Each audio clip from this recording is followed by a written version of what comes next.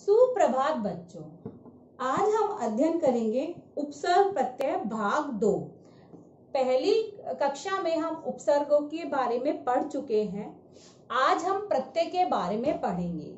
प्रत्यय प्रत्यय शब्द दो शब्दों के मेल से बना है, प्रति प्लस अय। प्रति का यहाँ पर अर्थ है साथ में पर बाद में, तथा अय का अर्थ है चलने वाला, अर्थात पीछे चलने वाला।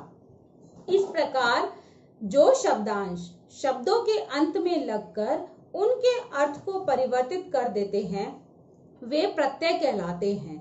जैसे पंख प्लस ज। पंख शब्द में जब हमने ज प्रत्यय मिलाया तो शब्द बना पंकज। पंख का अर्थ होता है कीचड़, और जय को जब हमने पंख के साथ जोड़ा तो शब्द बना कीचड़ में उत्पन्न होने वाला, अर्थात यहाँ पर इस शब्द पंकज शब्द का अर्थ होता है कमल।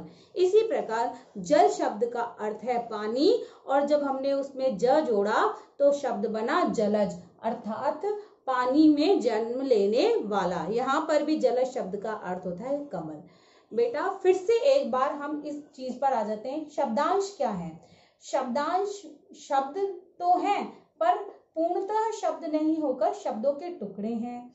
इन शब्दांशों का प्रयोग हम स्वतंत्र नहीं कर सकते हैं, स्वतंत्र प्रयोग इनका नहीं होगा। ये शब्दों के अंत में लगेंगे और अंत में लगकर शब्द के अर्थ में परिवर्तन कर देंगे, जैसे कि उदाहरण यहाँ पर है।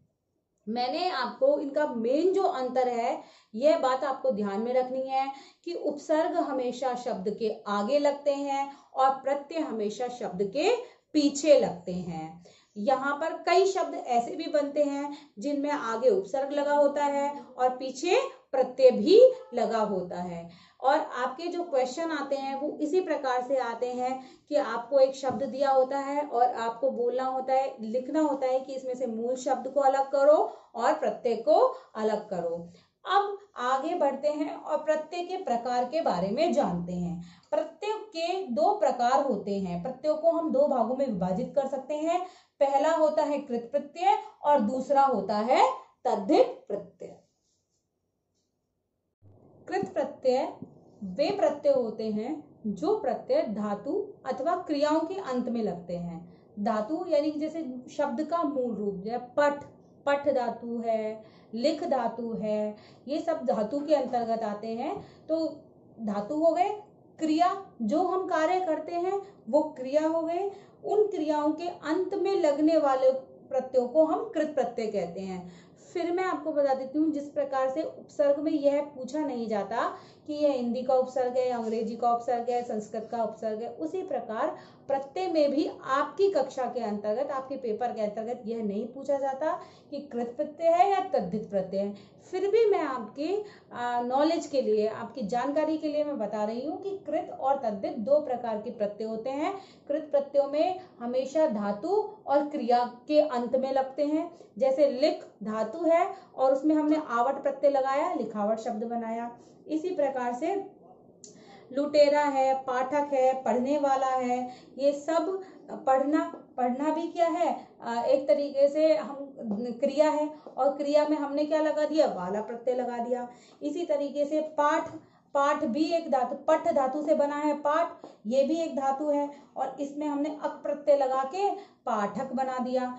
लुट भी एक क्रिया है और इसमें हमने एरा प्रत्यय लगाकर हमने इसको लुटेरा बना दिया। इस प्रकार कृत प्रत्यय वो होते हैं जो धातु और क्रियाओं में लगते हैं। दूसरा प्रकार आता है तद्धित प्रत्यय। तद्धित प्रत्यय संज्ञा, सर्वनाम, विशेषण अथवा अव्यय शब्दों के अंत में लगते हैं और उनसे नए शब्दों का निर्माण हो जाता है। जैसे अपना शब्द में हमने पन प्रत्यय लगाया तो अपनापन। दानव संज्ञा शब्द है और इसमें हमने ता प्रत्यय लगाया तो दानवता।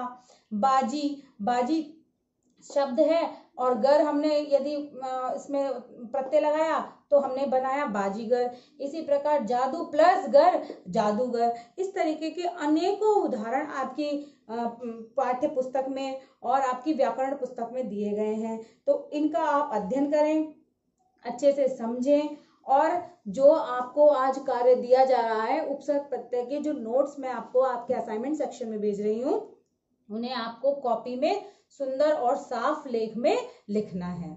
धन्यवाद बच्चों।